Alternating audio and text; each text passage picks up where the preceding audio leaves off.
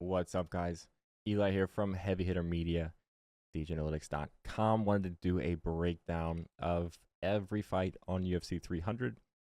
Tell you what I think is going to happen, how it's going to end. No official bets for me yet. I will post those in the Discord when I have them.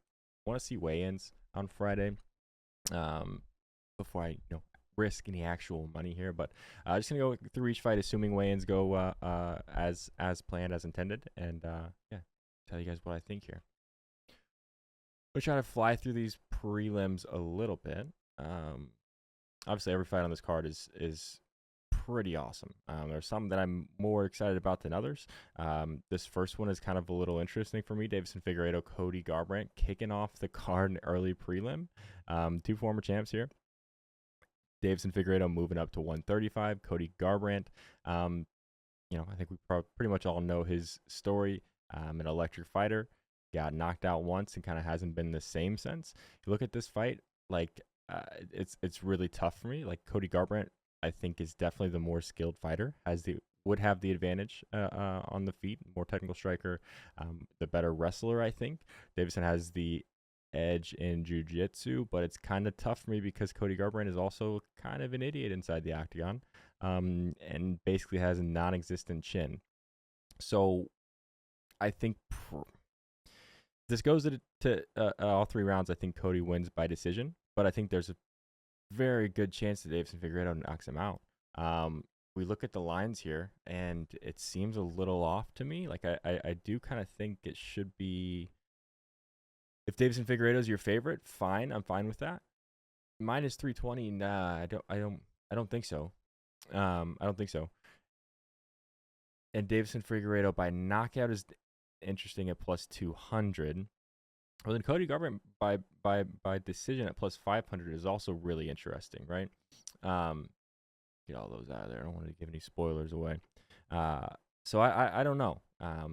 Gun to my head, I think I do pick Figgy by knockout at plus 200, but it seems a little off Cody Garbrandt at plus 500 by decision, because, like I said, I think he has, more skills, more ways to win this fight, but he fights like an idiot and he has no chin, so Davison probably catches him.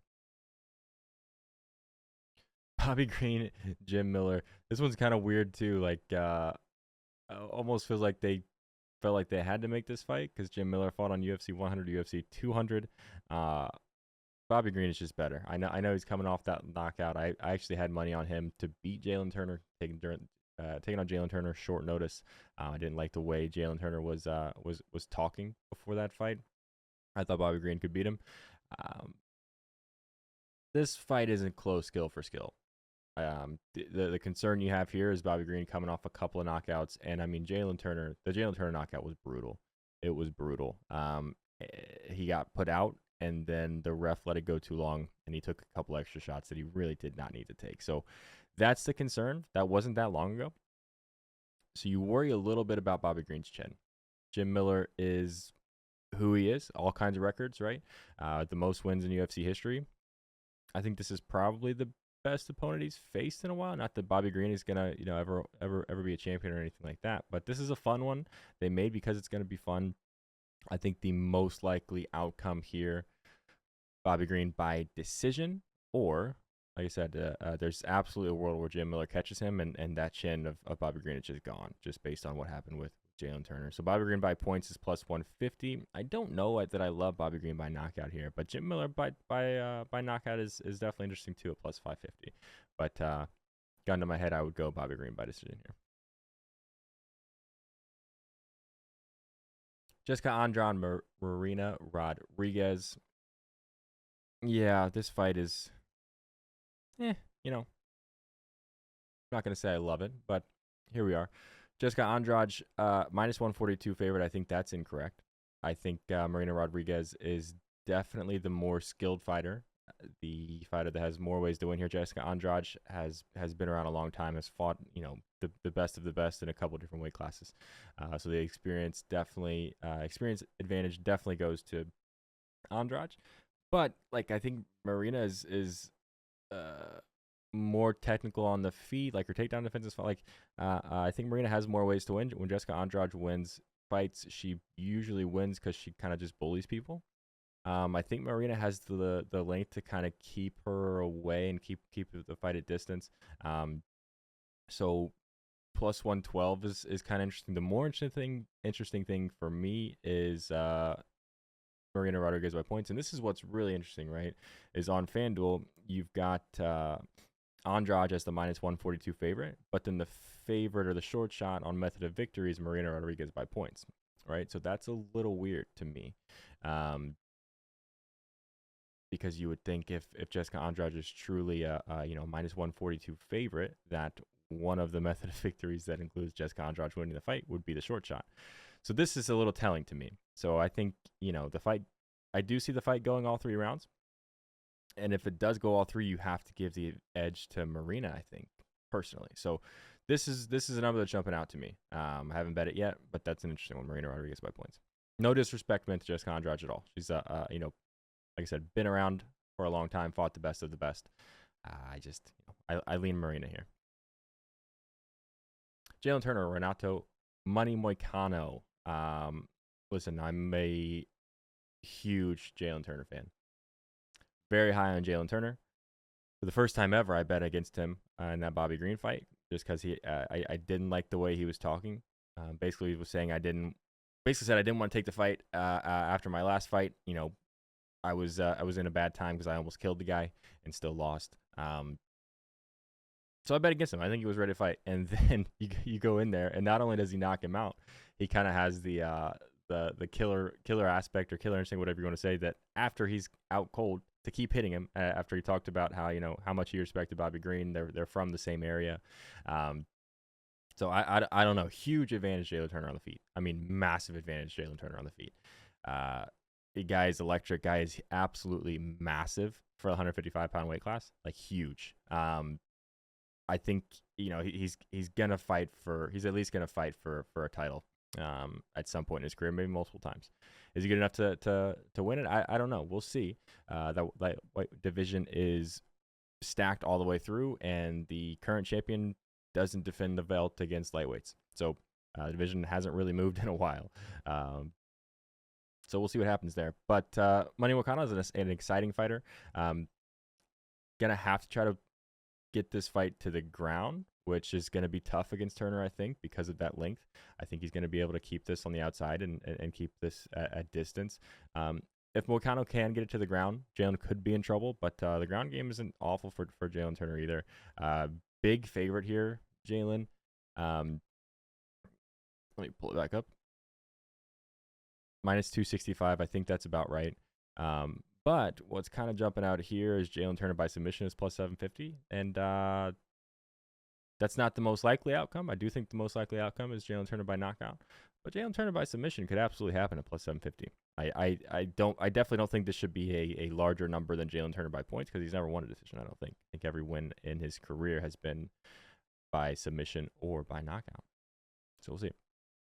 So yeah, love Jalen Turner here. Not sure it's worth the juice for me to have a bet here. Maybe a parlay piece, just Jalen Turner money line, because I do think he gets it done, and I think he could. Dog walk Moicano for as exciting and he's getting Money Moicano is getting a fan base, and rightfully so.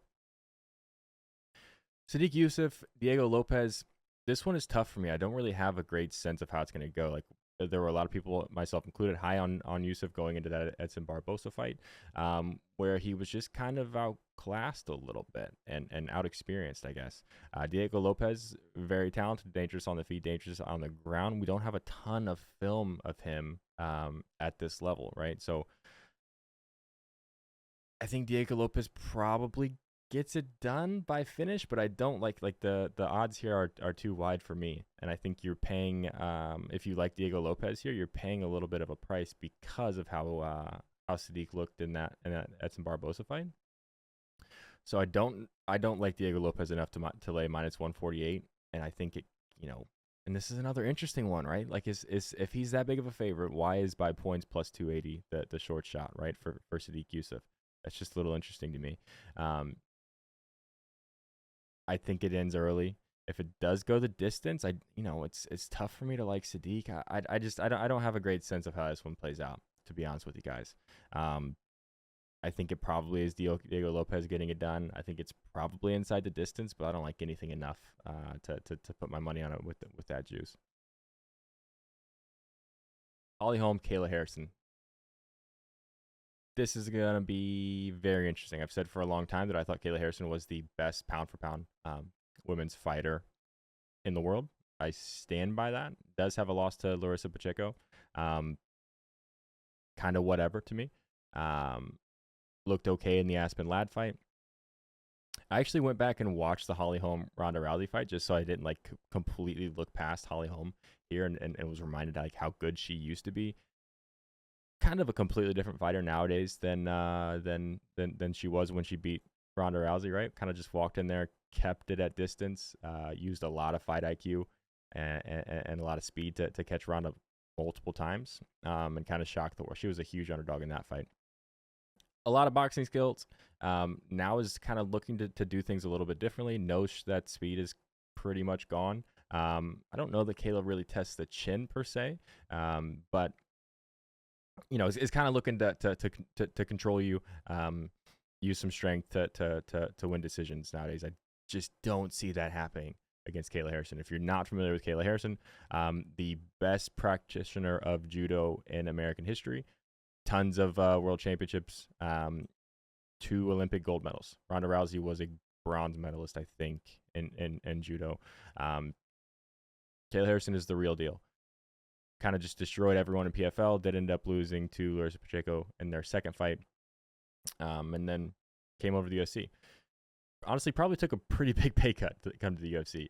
Won the PFL regular season 2-3 times and $1 million a piece. She's not going to make that here, unless unless she has a long title run. I don't think, but we'll see what happens there. I think Kayla Harrison's going to run Holly Holm. There's been one fight. I have the clip here. Kayla Harrison has been able to use elbows in one professional fight in her career, and this is what her opponent looked like in between rounds. Watch this. This is the only time she could use elbows in her professional career. Look at that woman.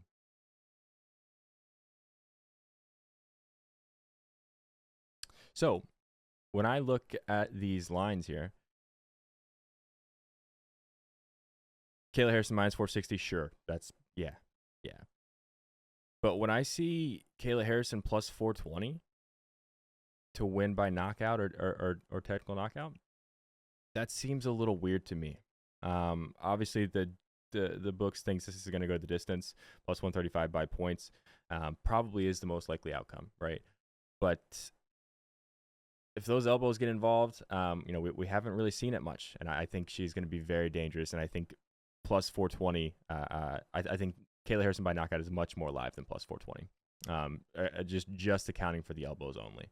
Let me pull up her history here. She has 1, 2, 3, 4, 5, 6 wins by knockout or TKO. Obviously, one of those was that Invicta FC that I just showed you over Courtney King, second round knockout. Yeah, I think this is probably going to be a bet for me. Kayla Harrison at plus 420. I don't know that. So the concern here is she's never fought at 135. The lightest she's ever fought at was that fight I just showed you, Courtney King and Invicta at 145. So the big discussion coming into this is the weight cut. How's she going to look? Can she get down to 135? And what's the cost of that going to be, right? I don't know. She's a professional. I literally don't think she's ever missed weight in her professional career, judo, MMA, whatever. So I don't think she takes this fight if she isn't 100% confident she's making it down to 136. We'll see. That's the only concerning thing for me. And I don't know if this line moves based on how she looks on the scale Friday either. So this is one of them that I'm going to potentially lock in a little early, just with like a little sprinkle, Kayla Harrison by knockout or TKO. Shop your lines. I just got FanDuel up here because it's the easiest, but there could be a better line out there. Calvin Kattar, I clicked on the wrong thing, so I'm an idiot. Calvin Kattar, Aljamain Sterling. Come on. What's going on here? Another one where it's just hard for me to know what to expect. Aljamain Sterling going up in weight to 145 pounds. Calvin Kattar off of a huge layoff, coming back from injury. Calvin Kattar is going to have the advantage on the feet. Aljamain Sterling, overrated wrestler, very good ground game. I definitely lean Calvin Kattar here. I don't know that I feel good enough about anything to actually bet it. I was at a point where I was pretty much betting out after I saw him jump on Corey Sandhagen's back in 2020, and submit him very early in the fight in the first round. I started betting Aljo like every time he fought, and I think I was getting a little lucky. Like you look back at his wins, some people are calling him the best bantamweight of all time. It's like, well, he won the belt by DQ, right? A lot of people think he lost the rematch with Pereira. TJ Dillashaw, his shoulder was completely screwed the entire time. Not me, but some people thought Henry Cejudo beat him. Even if you do, but even if you have Aljo winning that, like I do, like that's an old Henry Cejudo. How much stock do you really put in that? And then, Sean O'Malley put his lights out, right? So you look at the when he won the belt, and then his 1, 2, 3, 4 successful defenses. It's like, how many are really any of those wins impressive? No, they're not. I think really I don't know. So I think it's Kattar, especially going up in weight. But you have a lot of questions because he's coming back from a long layoff. He's dealt with injuries for a while. So, and I think he is pretty heavily favored there as well. -1's. Oh, that's not what I expected. Calvin Kattar at +132 is definitely interesting. So is Calvin Kattar by knockout at +500. No bet for me here. I wanna see the weigh-in still, but I definitely lean Calvin Kattar, and I think he can absolutely get it done inside the distance. It's only 3 rounds, so maybe not, but I think that line is off. Yuri Prochazka, Alexander Rakic. It's hard. Honestly, it's hard for me to care about this one that much. Like, Yuri is a super weird fighter stylistically. Rakic has been up and down. I think has also had injury concerns. I definitely lean Rakic. It's almost kind of seeming like Yuri has been exposed a little bit last couple of fights. He did obviously beat Glover Teixeira. I feel like he was losing that fight, or lost up large portions of that fight. Maybe I'm wrong. And then Alex Pereira, kind of just beat the hell out of him, right? So I think it's Rakic here. I think this line is pretty close. -122. That it might be worth the juice for Rakic there to me. Moving on to the main card. Bo Nickal, Cody Brundage. Not much to talk about here. Bo Nickal has to be one of the largest favorites in UFC history here, -3,000. So I'm out on that. What is Bo Nickal by submission? It's probably like -500. Kind of playable, I guess. -105, but nah. No, like Bo Nickal should run him. Bo Nickal probably eventually is a UFC champion. I don't know how fun that's going to be for anyone. He's kind of terrible on the microphone. But he's very good at fighting, right? One of the highest touted prospects come to the UFC for a long time, and he should absolutely run through Cody Brundage. All right, let's talk about what, for my money, could be the main event. Is one of the 2 fights that I'm most excited about. This fight and the next one we're going to talk about. Charles Oliveira, Arman Tsarukyan. Listen,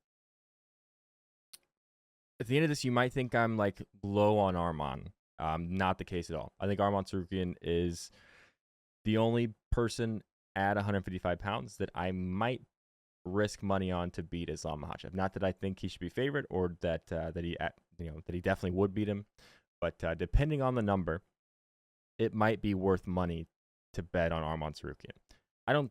I think Islam Makhachev pretty much dominates anyone else at lightweight. Although again, we haven't seen it. Hasn't defended the belt against the lightweight yet. He should do that soon, by the way. Kind of annoying. But Arman Tsarukyan is really good. Gave Islam a lot of trouble. In that first fight, he could absolutely beat Islam. Depending on the number, I might have money on that. Charles Oliveira is a bad matchup for him. I think, in my opinion. Arman Tsarukyan, elite wrestler, obviously. Really good ground game, really good ground and pound game. The striking has come a long way and looks really, really good as well, right? We saw that in that last fight. Charles Oliveira is so good. Like, the number here is just weird to me, right? Like, plus 176. I don't know about that, because you look at this guy's record, and the only guy to beat him in 7 years, 6.5 years, is Islam Makhachev one time, right? You think about that kind of the era of Justin Gaethje, Dustin Poirier, Michael Chandler, if you want to include him, Tony Ferguson, like the era of UFC when those guys were the best lightweights. Conor McGregor, I guess you could throw in there. Charles Oliveira beat all of them except for Conor, I guess, because he doesn't really fight. Beat Gaethje, beat Poirier, beat Chandler, beat Tony Ferguson, right? Beat Kevin Lee, beat all of these guys. Beat Beneil Dariush in the first round by knockout in 2023, right? The only guy that's beat him is Islam. He did submit him. Stylistically, Arman and Islam are similar. So I guess that's a concern. But this big of an underdog for the most prolific finisher in UFC history? Come on, man. Like, I just think that's weird. You watch Charles Oliveira fight, and he is so good at everything. He's so good at everything. And listen, I'm not like coming out and saying, Charles Oliveira is definitely going to win this fight. What I'm saying is I think this fight should be much closer to a pick'em. Like, if you were telling me that Arman Tsarukyan is, minus 130 instead of minus 230, I might be into that. Charles Oliveira plus 176. No, I think he should be closer to a plus, 115. I think if this fight happens 10 times, like, I feel like either guy might win 5 of them. Does Arman win 6? Maybe, I guess. I don't know. But I think this line is disrespectful to Charles Oliveira. And I think a lot of people are picking Arman to come in there and just kind of run through Charles. I just don't see it, man. Nobody's really done it outside of Islam, which stylistically it's similar. So I guess I see why they're saying that. But I think if you think I don't know, I have a lot of respect for Charles Oliveira. He's only 34, right? We're not talking about a 40-year-old guy that's past his prime. Like, he's nearing the end of his career, sure, or nearing the end of his prime, I guess. But I haven't seen any deterioration in the film that I watched, right? This guy is still elite in pretty much every aspect of fighting people inside of an octagon. Plus 176 is disrespectful. That's what I'll say. And I'll say, out of these 200 dogs, we're going to talk about this one next, I would be surprised if one of these guys doesn't win. And I would not be surprised if both of them win. So I guess that's kind of my breakdown. Gaethje Holloway, this should be the main event, man. Like, you don't need anything else. The 2 fights after this, like, it's going to be weird, because I think this fight is going to be these 2 fights in a row, right? Gaethje Holloway coming after Oliveira Tsarukyan are going to be potentially 2 of the best fights back-to-back that we've seen since whatever the Adesanya and the one guy. Yeah, whatever card that was. I think Holloway was involved as well. Was that Holloway Poirier, and then what is that guy's name? Whatever. You guys know what I'm talking about if you're UFC nerds like me. These 2 fights are going to be insane. Gaethje Holloway is going to be insane, and then you're going to have Zhang Weili, Yan Xiaonan, which I think is going to be not close, and then we'll get to the main event. I don't know how close the main event's going to be either. I think that's going to be a kind of a letdown, because these 2 fights are going to be insane. Anyway, Gaethje Holloway in a 5-round fight for the BMF title. That doesn't matter. It's kind of silly. Like, just have these guys fight a 5-round fight. They don't need anything tied to it. Although, I kind of hate that this fight is happening too. I hate that for the rest of the division, the implications around the division. I hate that this fight is happening, and I kind of hate that Oliveira Tsarukyan is happening, right? I think both of those guys, Oliveira and Tsarukyan, have a claim to fight Islam next for the title, but Islam doesn't defend his belt against lightweights. And the one guy I'm interested in at featherweight to see fight Ilia Topuria the most is Max Holloway. I think that's the toughest matchup for Ilia Topuria. I think Ilia probably wins that fight still and would be a heavy favorite, rightfully so. But Holloway, with his boxing skills, I think gives Ilia the toughest matchup. I think Gaethje also has a claim to fight Islam next, right? Like this lightweight division, Gaethje, Arman, Oliveira, all three of those guys have a claim to fight Islam next. I think probably I would give the edge to Gaethje just because of what he did to Fiziev. That a lot of people thought Fiziev was gonna run through him. Gaethje won by decision, and then what he did to Dustin Poirier, I had money on, so I was on Gaethje to beat Fiziev, but then I'm a huge Dustin Poirier fan. I was on Dustin to win that fight. But anyway, like, for the implications around the division, this kind of sucks because I really want to see Max Holloway go fight Ilia in Spain. That would be electric, and I would love to see Gaethje fight Islam next. But anyway, think about how Justin Gaethje wins his fights, right? I'm a huge Justin Gaethje fan. He has this high-level wrestling that we've never seen. Supposedly he has it, right? D1 college wrestler, whatever. He wins these fights by just being a psychopath and walking forward. He does have big power in his hands. His chin is otherworldly, right? Is his boxing like super elite?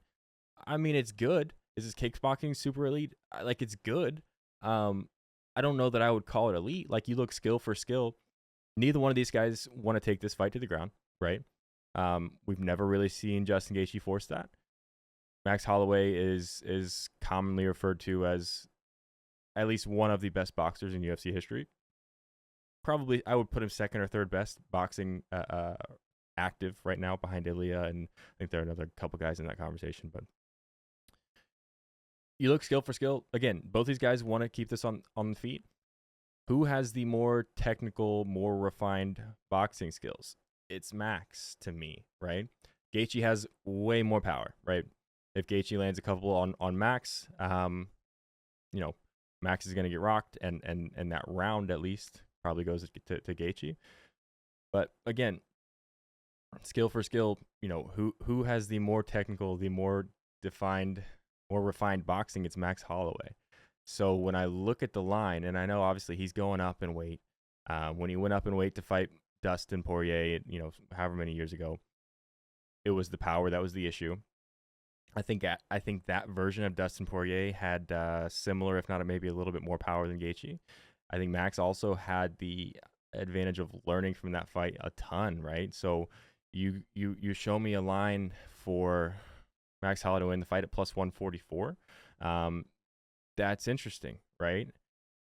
And plus 250 for him to win by decision is also really interesting, right?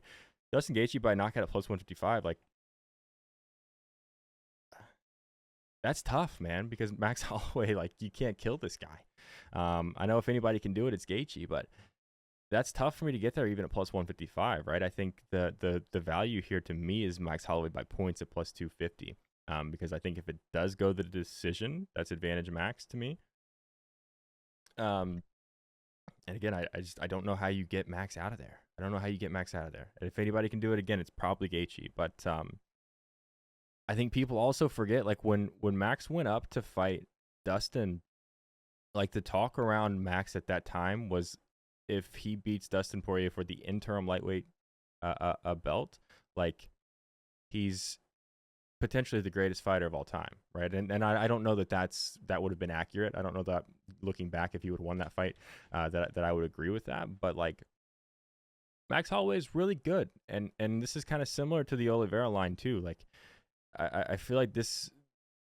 I feel like him being even a plus 144 underdog is a little disrespectful to who he is and what he's done. Plus, also, he gets his floral shorts now, which are sick. I don't know. Like I said, of these two underdogs, I would be surprised if one of them doesn't win, and I would not be surprised if both of them win. That's just kind of how I feel. But I'm pulling for Max all the way because I really want to see him fight Ilya. That would be sick. Zhang Weili, Yan Xiaonan. Not a ton of breakdown here for me. Zhang Weili is really, really good. She's really, really good. She does have a lot of power. Really good fight IQ too, and seems like she always has the right plan and is always executing that plan. The only person that's I think the only person that's beat her in like a really, really long time has been Rose Namajunas, who's beat her twice, which is kind of weird.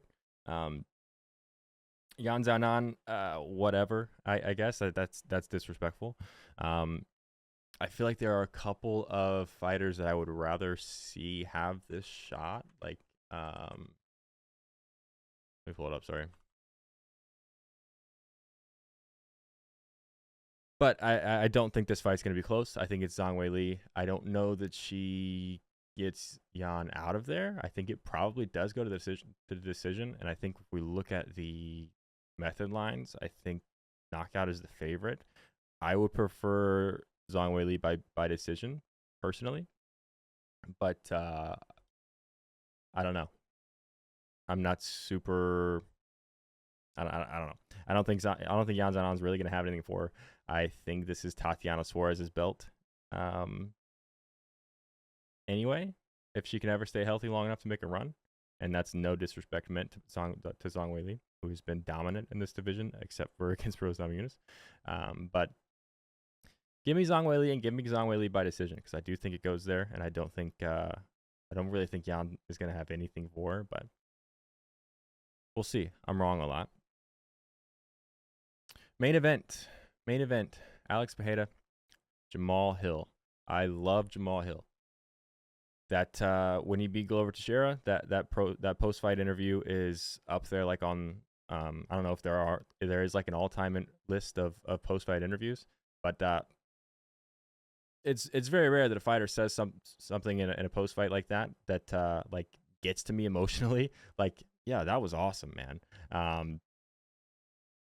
I kind of want to point out that when he beat Glover to get the belt, right, he was at best, like in a lot of people's eyes, the third or fourth best light heavyweight on the roster, right? Actually, maybe even more than that. It was Yuri had just given up the belt because he got injured, and then it was Jan Blachowicz and Magomed Ankalaev ending in a draw that was a terrible fight. That was supposed to be for this belt. And then Dana's like, whatever. We're just going to run Glover Teixeira, Jamal Hill in a couple months, and that's going to be for that. So it's like, yeah, Jamal is an elite fighter. He's very good. I don't want to take anything away from that. But let's not, I just want to point out the circumstances around him getting the belt, right? Because I do think they're important. Was forced to vacate the belt towards Achilles. If you're asking me, he's coming back a little early from that, right? I think they probably offered him a huge bag of money. I think this fight was probably like, I don't know, they probably had a list of fights they wanted to get. I feel like this fight was probably like way down close to 10. I don't know, maybe not. We know they offered 3 fights to Leon Edwards before they got to this one. Right, 3 fights just to Leon Edwards. You got to think Conor McGregor was on the list a couple times too. Maybe, I don't know. But I think Jamal Hill is in all likelihood probably not going to be as healthy as anyone would like him to be for this fight, because he tore his Achilles less than a year ago, and that's usually like a year-long injury, right? Especially when you're taking on a guy in Alex Pereira that is probably the best leg kicker we have ever seen. I don't know, man. I would love to see Jamal Hill win this fight and get that belt back, but like, I just don't see it, man. Alex Pereira is one of the most dangerous guys we've ever seen. Probably the best kickboxer we've ever seen. Probably the best leg kicker we've ever seen. And it's really weird to me, because when I start looking at a fight, the kind of the first thing I try to think about is who has more ways to win. That's Jamal Hill. Jamal Hill has more ways to win this fight, right? If this fight goes to the ground, obviously advantage Jamal Hill. Up against the cage, advantage Jamal Hill, and in a tie clinch, whatever. I think up close in boxing range, that might be advantage Jamal Hill. So there are definitely more paths to victory for Jamal, but Alex Pereira is so good at what he's good at, which is kickboxing and destroying your legs. And you look at the nature of this injury for Jamal. You also look at that there was a clip posted of like just the really questionable footwork of Jamal Hill in that Glover fight, which he won. I think Alex Pereira eats those legs up early with leg kicks. I think he gets him out of there before the championship rounds for sure. Again, I hate saying that because of how big of a Jamal Hill fan I am. I would really love to be wrong on this one. And I would love to see Jamal Hill come out of there with a belt. But I think it's Pereira, and I think it's Pereira pretty easily and pretty early, just because I think he limits the movement really quickly. And we saw what he did, what Alex did in that Yuri fight. We saw what he did to Israel Adesanya, which nobody had done. Like, this guy is just on another level when it comes to power, and when it comes to kickboxing. And I don't think Jamal Hill is ready for that, because I think he should still be rehabbing his torn Achilles. So anyway, that's the card. I will be posting all of my picks for UFC 300 in the Heavy Hitter Discord, heavyhittermedia.net/Discord to sign up. I'll put the link in the description as well. But yeah, let me know what you guys think.